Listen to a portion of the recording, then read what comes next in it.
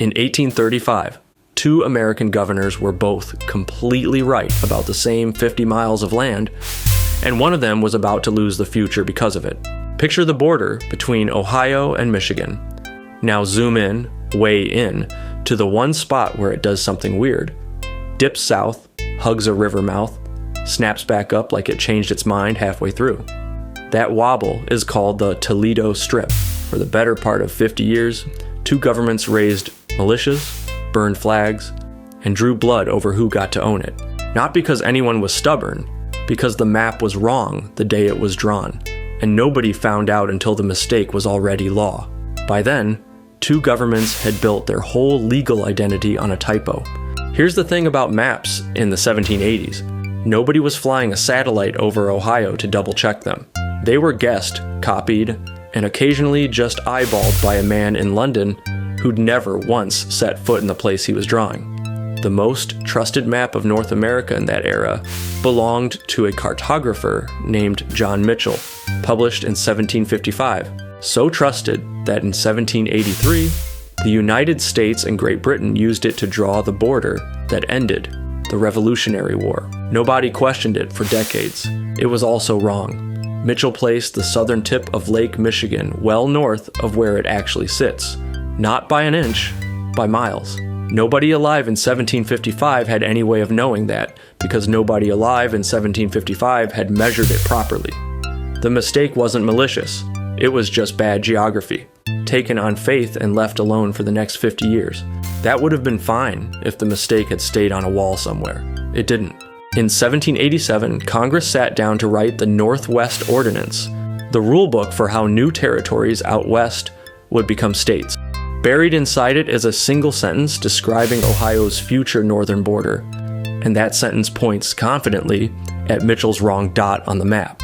A cartographer's guess had just become the law of the land, and nobody in that room had the faintest idea. Give Ohio some credit. It wasn't totally oblivious to the risk. When Ohio wrote its own state constitution 15 years later, in 1802, someone slipped in a hedge clause, language allowing for the possibility that the real line might run a little south of where everyone assumed. That's a state in writing, admitting it isn't totally sure it owns what it's about to claim. 3 years after that, in 1805, Michigan Territory got organized. Same fuzzy ordinance language, no corrections made. So now you've got two governments, both legally rooted in the same disputed dirt. Both dead certain. The paperwork backs them up. Nobody's lying. Nobody's cheating. That's what makes this such a good fight. Everyone's telling the truth, and the truths don't match. Quick honesty check. Before this goes any further, everything you're about to hear is real. Troop counts, dates, names, all of it on the record, in state archives and congressional documents. This isn't obscure because nobody wrote it down. It's obscure because the ending sounds made up. A war with a body count of 1, fought over a swamp that ends with the losing side sitting on a fortune. Textbooks like clean winners. This war doesn't have one, which is exactly why it's worth sticking around for. And what exactly was sitting on that disputed dirt? A marshy stretch of riverbank where the Maumee empties into Lake Erie. Not gold, not farmland worth dying for. Swamp, reeds, mud, and, living his best life on a single lily pad, utterly indifferent to the whole affair, a frog, unbothered, about to get a better view of American history than either army ever will. So how does a swamp become a war? Send in the surveyors. Twice. Get two different answers. In 1817 and 1818, Ohio and Michigan each sent their own survey crews to finally settle the line for good. Ohio's man, William Harris, walked one route. Michigan's man, John Fulton, walked another. The two lines landed 8 miles apart up at Lake Erie, 5 miles apart down by the Indiana border. The gap between them is the Toledo Strip itself. 468 square miles, backed by two competing surveys, and neither side willing to just split the difference. For over a decade, that's all this was, a paperwork standoff nobody in Washington wanted to touch. Michigan kept applying for statehood. Congress kept saying, more or less, not until you two settle that border, and shutting the door year after year. By the early 1830s, it had become such a running headache in the capital that Congress was openly sick of hearing about it. So Congress tried once more. A third survey was ordered, the most rigorous one yet, led by an Army engineer named Captain Andrew Talcott. Under him, doing the actual boots-on-the-ground measuring through the summer of 1835 were 2 lieutenants, fresh out of West Point. You'll meet one of them properly later when it matters most. For now, just watch him work. Quiet, methodical, filling out survey notes by lamplight with no idea he's about to become the single most important person in this entire story.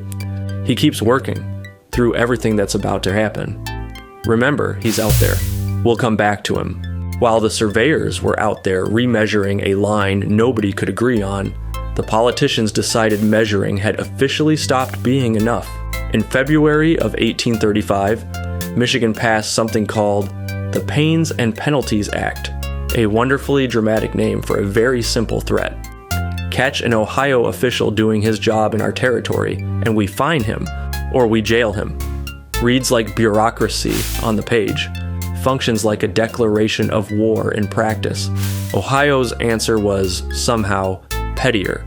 Governor Robert Lucas didn't send troops first. He sent paperwork. He carved the disputed strip into a brand new Ohio county and named it Lucas County, after himself, while he was still the sitting governor. Somewhere in Toledo right now, there's a county named by a man who looked at contested land in the middle of an active standoff and thought, this needs my name on it. Naming a county after yourself is one kind of escalation. Burning somebody's flag is another. That's next. On April 9th, 1835, a Michigan posse rode into Toledo before sunrise, arrested a handful of Ohio-aligned officials, and burned an Ohio flag right there in the street. This is no longer a filing cabinet dispute. This is boots on the ground, and everybody knows it. Michigan's territorial governor at the time was a man named Stevens T. Mason, 23 years old. 23. Under every legal reading of the ordinance, he's correct about where that border should sit. He's also, by any reasonable measure, a kid running a shadow war against a sitting state governor twice his age. That's not a knock on him. History built the joke in for free. He'd go on within 2 years to become Michigan's first elected state governor, which means the boy governor everyone underestimated in 1835 was right the entire time. Mason called up roughly 250 volunteers that April and marched them toward the border. Word traveled fast. Ohio got nervous and on April 26th sent a resurvey team back into the Strip, this time with an armed escort, because somebody had finally clocked this had stopped being about paperwork. What followed is, technically, a battle. It even has a name. The Battle of Phillips Corners. Picture an open field, a spring morning, 50 to 60. Michigan militiamen under General Joseph Brown surrounding the Ohio survey party mid-measurement. Shots were fired over their heads, on purpose. 9 Ohioans were captured, mildly humiliated, and released without so much as a scraped knee between them. That's the entire battle, the only gunfire in the whole Toledo War, aimed at the sky, not at anyone. Our frog did not relocate. 2 armed militias and a battle with an official name. A few hundred yards from a swamp, he had zero intention of leaving. So far, the cost of this war is 1 burned flag and 9 captured surveyors, who probably had a great story for dinner. That's about to change. Let's talk about the Stickneys, because you cannot tell this story without them. Major Benjamin Stickney was a die-hard Ohio partisan living right in Toledo, and he named his kids like a man daring the history books to remember him. His sons weren't given names, they were given numbers, 1 and 2. His daughter, after 2 others, got the name Indiana. I promise you, I'm not making a word of that up. On July 15th, 1835, a deputy sheriff named Joseph Wood arrived to arrest 2 Stickney. Accounts differ on exactly where the confrontation happened. The record isn't settled on that detail, and we're not going to pretend it is. What isn't in dispute is what happened next. In the struggle, Wood was stabbed with a penknife. He survived, a small wound, by every account. But it's the only blood spilled in the entire Toledo War, and for the men living through it, this was the moment it stopped feeling like a game. 2 Stickney fled across the river into Ohio. Ohio refused to send him back, and Michigan never forgot it. For the rest of the war, Michigan's leaders pointed to that refusal as proof Ohio wasn't just claiming the land, it was shielding the man who'd drawn blood over it. It's worth stopping here, because none of this happened on empty land. The Strip and the wider Great Lakes, country both territories were mobilizing over, was Ojibwe homeland long before Ohio or Michigan existed as lines on anybody's map. 2 American governments spent 1835 raising militias and burning flags to decide who got to inherit a border that had already been imposed, by treaty and by force, on the people who actually lived there first. That's not a side detail we're rushing past to get to the next joke. It's the ground the whole rest of the story is standing on. Every governor, every militia, every survey line in the story is drawing a border across land that was never really theirs to draw a border across in the first place. Worth sitting with that for a second before we go back to the men arguing about a swamp. In August, with Ohio's congressional delegation leaning hard on the White House, President Andrew Jackson removed Mason from office and replaced him with a Virginia lawyer named John S. Horner. History remembers him, a little unkindly, as Little Jack. Horner's introduction to his new job was arriving in Michigan to find himself burned in effigy and pelted with rotten vegetables by a crowd with zero interest in taking orders from Washington's outside pick. He'd never met these people. He didn't need to. They'd already decided. He went on to work behind the scenes trying to cool things down, but that welcome, effigy, and all tells you everything about how Michigan felt about being told to stand down by a stranger. Michigan didn't stand down. Not even close. On September 7th, Mason, technically no longer governor, though nobody seemed to be enforcing that detail, marched somewhere between 1,000 and 1,200 militia toward Toledo, aiming to physically block an Ohio court from convening on disputed ground. That's, by a wide margin, the largest force raised at any point in this war. In 5 months, this thing had grown from 250 volunteers to well over 1,000 armed men, over a swamp with 1 frog in it. And Ohio's response to over 1,000 armed men marching on the courthouse? They held their session at midnight in secret and slipped out of town before Mason's army arrived. No shots, no standoff, just an empty courtroom and a deeply anticlimactic finish. Somewhere in that swamp, our frog remains as ever, completely unbothered. So let's actually tally the military record of the Toledo War. 1 flag burned, 1 battle with 0 injuries, 1 stabbing, 1 governor removed from office, 1 court session that fled into the night rather than face a crowd. That's it. That's the entire war. And somehow it still isn't over. Because now it has to go all the way to Washington to get settled for good. By 1836, Andrew Jackson needed this problem gone. Ohio was a large, electorally important state, and Jackson wasn't about to pick a fight with it. Michigan wasn't a state at all yet, which meant Michigan had no vote in Congress and no leverage. When one side in a dispute can vote you out of office and the other side legally can't vote at all, that's not really a negotiation. So Jackson made an offer. Michigan gives up its claim to the Toledo Strip completely in exchange for admission as a state, plus a consolation prize way up north, the western 3/4 of the Upper Peninsula. At a convention in Ann Arbor that September, delegates debated the offer and came back with a flat no. And honestly, from where they were sitting, that wasn't unreasonable. In 1836, the Upper Peninsula was considered borderline worthless. Frozen forest, brutal winters, no roads, barely any population. Why trade land you'd raised a 1,000-man army over for a patch of wilderness nobody could even farm? They said no. Then winter came, and their finances came right along with it, and both changed their minds. By December, the Michigan Territory desperately needed the federal funding bundled with statehood, and it was, frankly, broke. At a second gathering, grimly nicknamed with real justification, the Frostbitten Convention, because delegates were reportedly freezing in the room while they voted, They swallowed the exact deal they'd rejected 3 months earlier. Michigan gave up Toledo for good. The Toledo War, which never had a formal declaration and never got a formal peace treaty, simply ended. On paper, in the cold. On January 26, 1837, Michigan was admitted as the 26th state in the Union. And here's where, in any other war story, the losing side just loses. Ohio keeps Toledo. Michigan gets handed some frozen woods nobody wanted. Roll the credits, everybody goes home, and in 100 years, nobody remembers this happened. That's how this story is supposed to end. It doesn't. Remember that quiet lieutenant from the 3rd Survey back at the start of this story, the one we never named?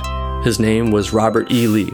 Yes, that Robert E. Lee, a young Army engineer, fresh out of West Point, decades away from anything the Civil War would make him. He wasn't a footnote sent to walk a boring line through a swamp nobody cared about. He was there, alongside fellow Lieutenant Washington Hood, taking the measurements that help decide who got what, filing notes, checking bearings, doing paperwork. The man who'd one day command an army had, years earlier, quietly helped survey the border of a war almost nobody remembers. And that worthless frozen consolation prize Michigan didn't even want, and almost turned down twice.